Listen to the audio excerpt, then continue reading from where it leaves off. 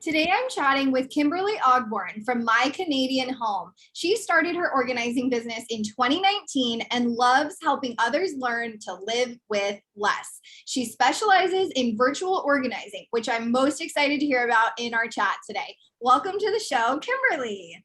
Thank you, Melissa. I'm very happy to be here. And this is my first podcast. So yeah, I'm excited.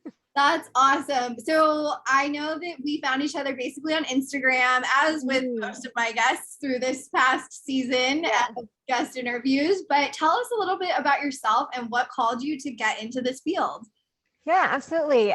So my name's Kimberly. I am a mom to 3 kids, ages 9, 8, and 4. I've been married to my husband for 15 years.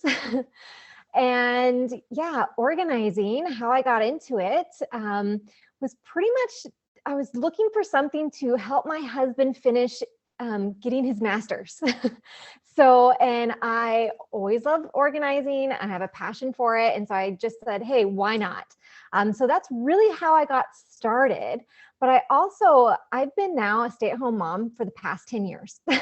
And so I've noticed through a lot of play dates that moms are super overwhelmed with trying to raise kids, trying to keep up the home. And so this passion has developed to help moms not feel so stressed out in their own homes.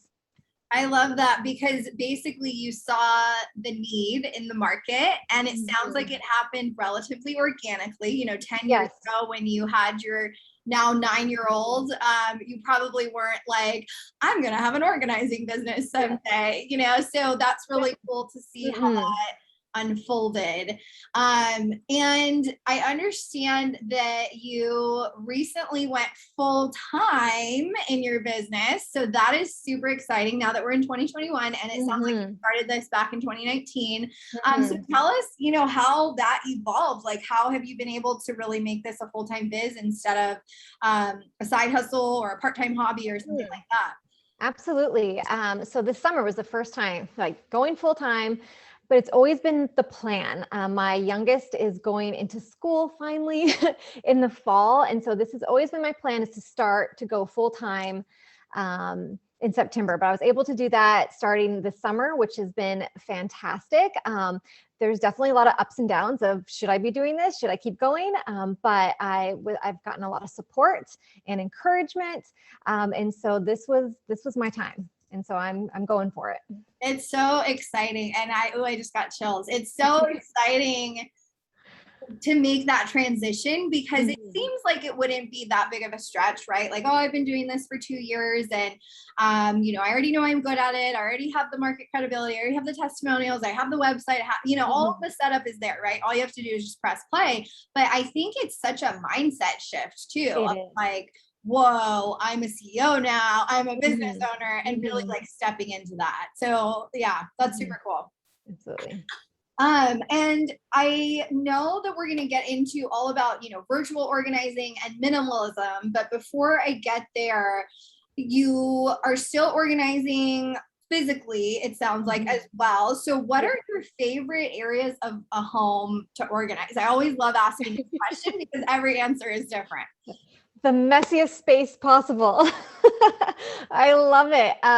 Honestly, I don't have a specific space. It's just, when I go into the in-home clients, like the first thing they do is apologize to me about their space. I'm like, no. Really, I'm actually really excited about this. So let me get at it, So I really love organizing the space where I can see the potential that what it can become. But if I have to really narrow it down, I really love like the main spaces that they live in, like the living room, because then I can kind of also help them decorate and do all that kind of stuff. So it's fun. Yeah. Oh man, you're a girl after my own heart because I am totally the same. I am like, put me in the roll up your sleeves, get sweaty and dirty room. Absolutely. Those have the best transformations, I think, too, with like those epic before and after photos of like, can you believe that we accomplished this in, a 4-hour session? Absolutely. It's fun. Yeah, that's awesome. I love that answer. The messiest space possible. So on that same note, I know that, your tagline on My Canadian Home is minimalist organizing, right? And you actually just changed your website to, minimalistorganizing.ca. By the way, guys, for those of you listening, this is our first Canadian guest. So you get that, little trophy, ding, ding, ding. But that's what the CA is for, guys. If you're wondering, like, why isn't it minimalistorganizing.com or whatever, it's the same as what we would have here, like a .us. So minimalistorganizing.ca is her website. So that being said, what are some minimalist principles that you feel can help guide a session? Whether it's, minimalist principles that the organizer is kind of equipping themselves with to train their clients, or whether it's, directly the principles that you're teaching your clients. Tell us a little bit more about that. Absolutely. With minimalist organizing, we really get to the root cause of the clutter. So we have to dive into things like, how are you spending your money? What are you spending your money on?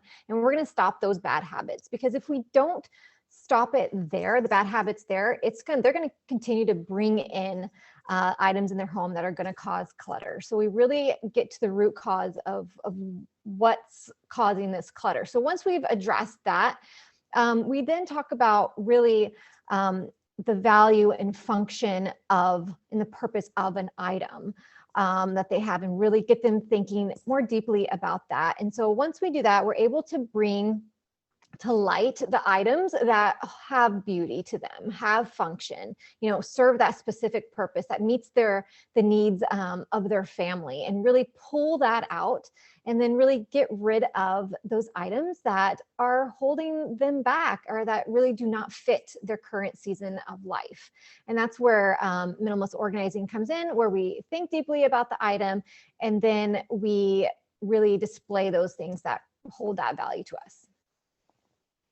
That reminds me of the quote, and I can't necessarily remember who said it, but have nothing in your house that you do not know to be useful or believe to be beautiful. So absolutely. That's absolutely. So true. And how do you work through that with clients? Like, I know that, especially you mentioned, you work with a lot of moms, right? Being a mother yourself and having 3 little ones yourself, and going into the playrooms of other homes and things like that. You probably have seen it all. So how do you work through that with moms specifically? Like, do they tend to get really sentimental about like all of the artwork and all of the first, it was their absolutely you hit the nail, like artwork. That is one of the items in the house where moms just really tend to hold on and let go. So we bring creative solutions to that, right? Like one of the solutions, take a picture of the item and create a cute little book, and then get rid of the physical item. Only then be a curator. I like to use the word, you're a curator of your belongings. And so that's how you need to also look at your items and what you have. Keep the ones that, have that value to you. Hey, you can hang some, display them on your wall, hang them up, or make a little book out of them. But oftentimes that's sentimental, right? It gets to us, and it's hard to let go. That's so true. And I remember in my days of organizing, it was always like the wedding dress, the wedding bouquet, the pass-me-downs from the grandparents of this and that. But it was like so much stuff, right? Like they would have an entire garage filled with their, passed away mother's belongings, or their past relationships, archived items that maybe they've gone through a divorce and, they don't need the wedding dress and the bouquet. And all that, absolutely. And that's where I think the deepest work is done, is really the mindset piece behind clutter, and not even necessarily the physical. People really think, oh, I'm going to hire an organizer and she is almost just going to come in and be like a glorified housekeeper and just like tidy things up and make it cleaner. But it's so much more than that. It's so much more lifestyle shift. Absolutely. Absolutely. It's transforming in more ways than one, for sure. Sure. Yeah. Well, and I think that's really how organizers can prove their value more in a way where, people might look at pricing and they might say, oh, it's $300 for a 4-hour session, or it's this or that, $400 for a 4-hour session, depending where you are in the country, or in Canada, of course, too. But that being said, I think people are getting more and more familiar with the idea of not only professional organizing, but also with minimalism, with, you know, the Minimalist documentary and podcast and all the tiny home shows we have on TV and stuff like that. But I wonder if there's a way to, you know, in my programs, we talk a lot about brand messaging and personal branding and things like that. And it's like, how can we tie the end result into the marketing of our businesses, right? And the transformation, that you use that word transformation of what can occur for them mentally, physically, and emotionally, and not just, oh, you're going to get a pretty before and after photo and your garage is going to be more functional, like really getting into that mindset. And so I think that's something for those listening to really think on, is how are you messaging more about the outcome of what your clients will receive after that 4-hour session or after those multiple 4-hour sessions versus I'm going to come in with my toolkit and my business cards and I'm going to bring trash bags and I'm going to take your donations away and They don't care about the tactical stuff ever. They want to know what their shift is going to be. Absolutely. Absolutely. For sure. I think that's just being able to say, this is how, and really talking about their goals and visions for the space and helping them to achieve that and be like, this is how your space, this is how you can live. If when after the session is done, you can have more time doing the things you love. And that's another minimalist approach, is giving yourself more time, more freedom to enjoy the things you love to do, your hobbies, that, you know, those extracurriculars, your more time with your family members, stop organizing on the weekends and get out of your house, actually.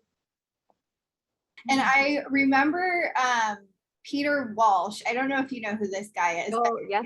Okay. It's kind of like a classic, you know, he's the Marie Kondo before Marie Kondo. Absolutely.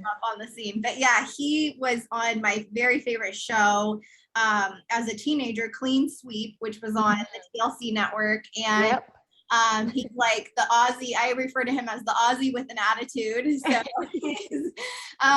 he spoke at an event that I attended a few years ago, and I got a signed copy of one of his mini books and things like that. But one of the things that he said that really struck me in that event that he was speaking at was, he asked the audience to close their eyes and to imagine themselves walking into their home or their space, their apartment, condo, whatever, for the very first time, and what that feeling felt like, right? Like, oh, the joy and the excitement and the opportunity and the potential, and envisioning the life that they were going to have there and building a family there, you know, raising children potentially, all of these things.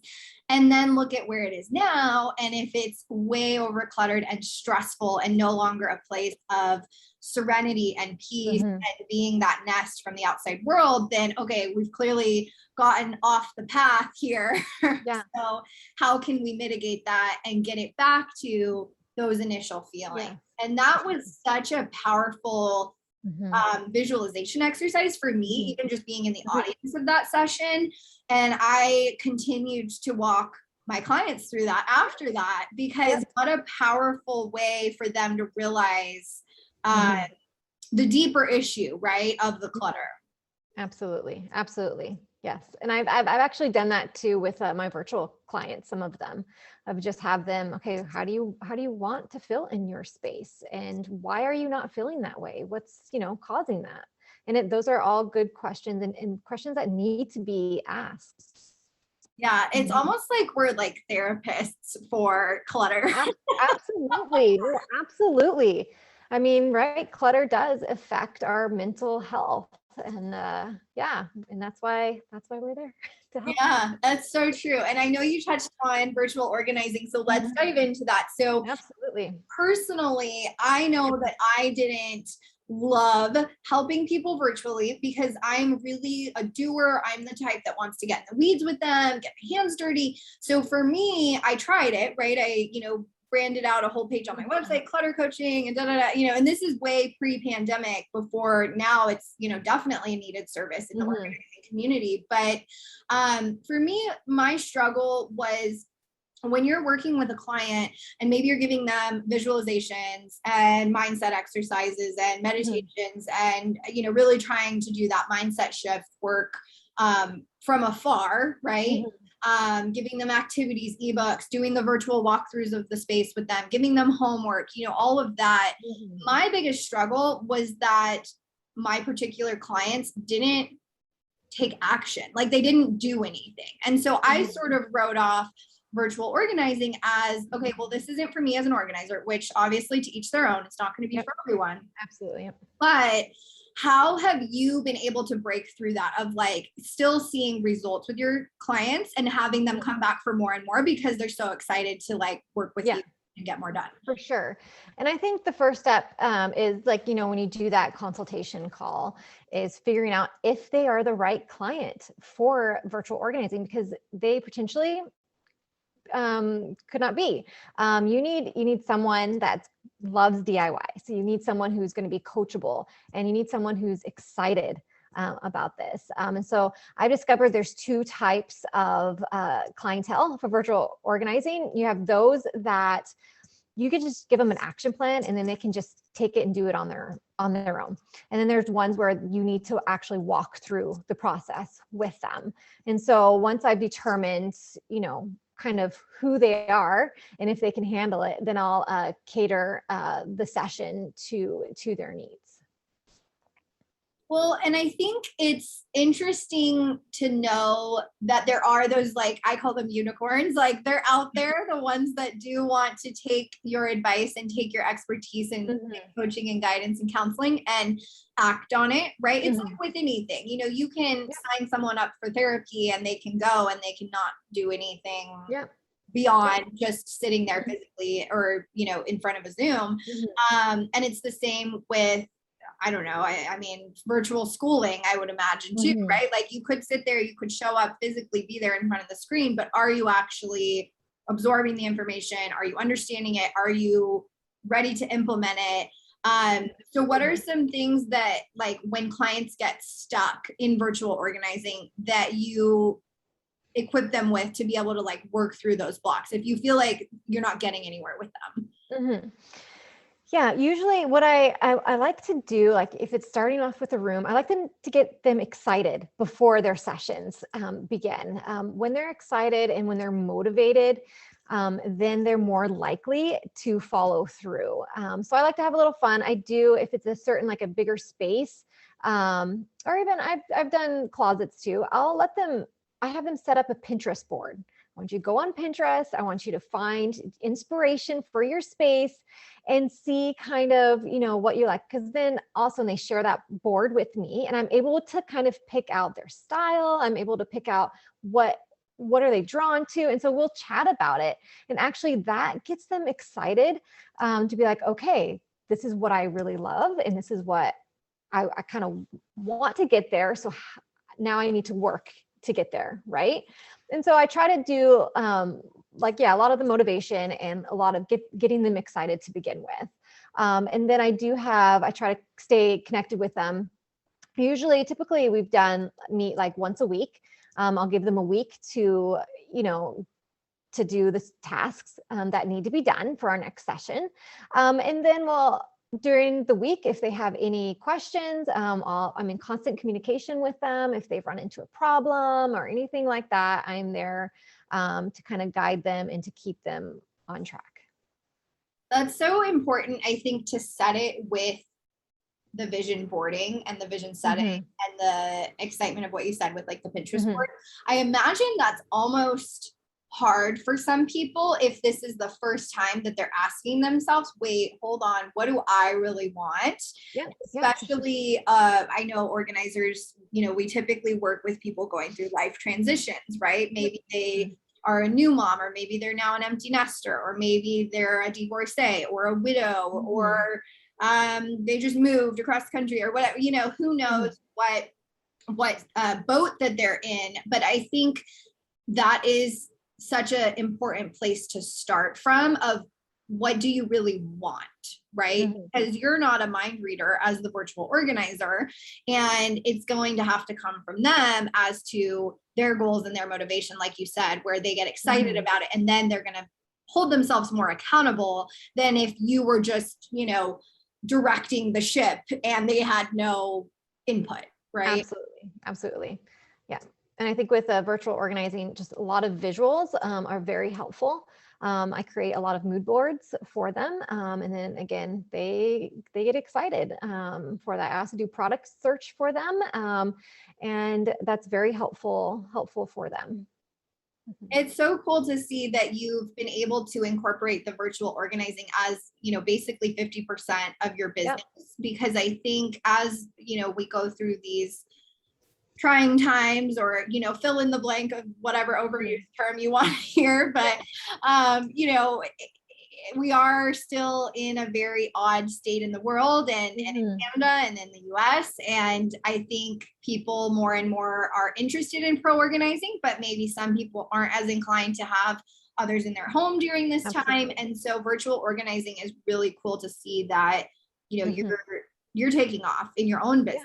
Yeah. What do you think, and this isn't, like, what do you think is attributing to that? Like, how have you seen the traction? Is it because of those reasons, or is it because people want the DIY route? Like, how have you been able to grow this? Yeah, well, definitely. I've been doing this from the very beginning, since 2019. And I've noticed definitely this past year, obviously I was not in homes. And so a lot more people were wanting the virtual organizing. Now I know it's virtual organizing are for like smaller projects too. That's what works best for this type of session. And then it's cheaper than being in home, right? You're not really paying for the labor. So the price range and stuff is really good for a lot more people. You can reach a lot more people, and you can reach people that's on the other side of the country or in a different country. And so that's what's fabulous. I love it because I get to meet so many people from different areas of North America.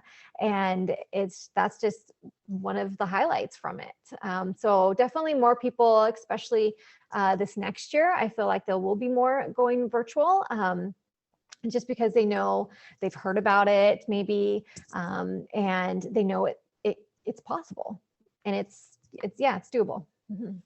It's so cool. Like, kudos to you for making it work. Because I tried and I just, and I think, you know, like with anything that we talk about on the podcast, I always say action cures fear. And if this is something, if you're listening to this and it's been on your mind and you're like, okay, well, maybe I want to get into organ. I don't know. Maybe I'd be, you know, put your feelers out there. And I always say that, you know, it's a much easier service to market because, as Kimberly mentioned, you now don't just have a 50-mile radius around your home that you can serve clientele in. You are now expanding globally to your client reach. And so that plays a lot into how you can better market yourself on Instagram and Facebook and Pinterest, right? Because now you're attracting a much broader audience instead of just that local search community. Yeah, absolutely. Yeah, good on you for making it work. So where can everyone find you, Kimberly? I'm sure that they're going to want to learn more about, you know, your minimalist approach, and your Instagram is absolutely beautiful. So where can people check you out? Yeah, well, like you said, I'm on Instagram at My Canadian Home. I also, on my website is minimalistorganizing.ca, which you've mentioned.